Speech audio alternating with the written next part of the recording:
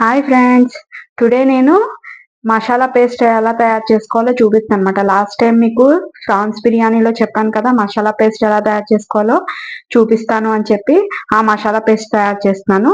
ఇది మనకి ఏదైనా గ్రేవీ కర్రీకి, బిర్యానీస్ కి బాగా యూజ్ అవుతుంది అనమాట. Chicken curry, mutton curry, prawns curry, any gravy curries కి, బిర్యానీస్ కి బాగా యూజ్ అవుతుంది.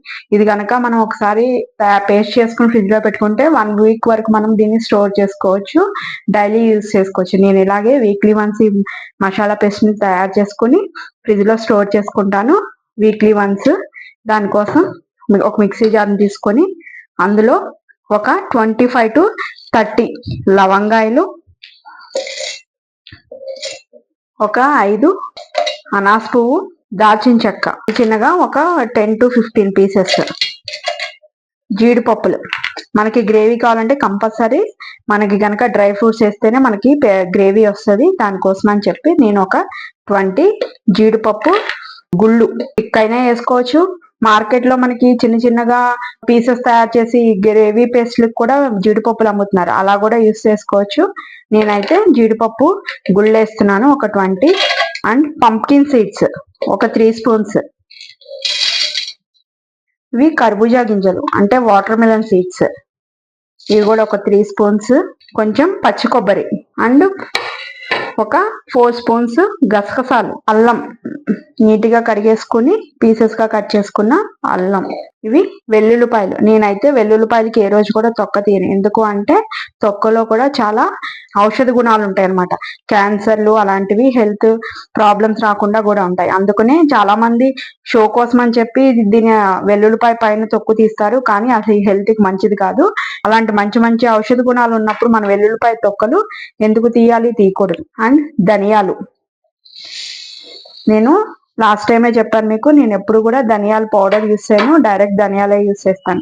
ఇన్ కేసు కనుక ధనియా పౌడర్ కావాలి అంటే కనుక ఇంట్లోనే ధనియాలను కొంచెం ఫ్రై చేసి దాన్ని పౌడర్ గా చేసుకొని స్టోర్ చేసుకుంటాను. అంతేగాని మార్కెట్ లో తయారు చేసిన ధనియాల పౌడర్ అయితే నేను యూస్ చేయను. ఇవి అన్నిటిని పేస్ట్ చేసుకున్నాము.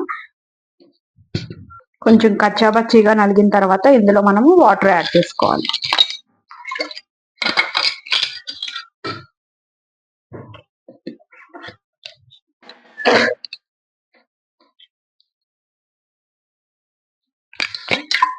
కొంచెం వాటర్ పడతాయి, నేను కొంచెం యాడ్ చేసుకుంటున్నాను. ఇంకా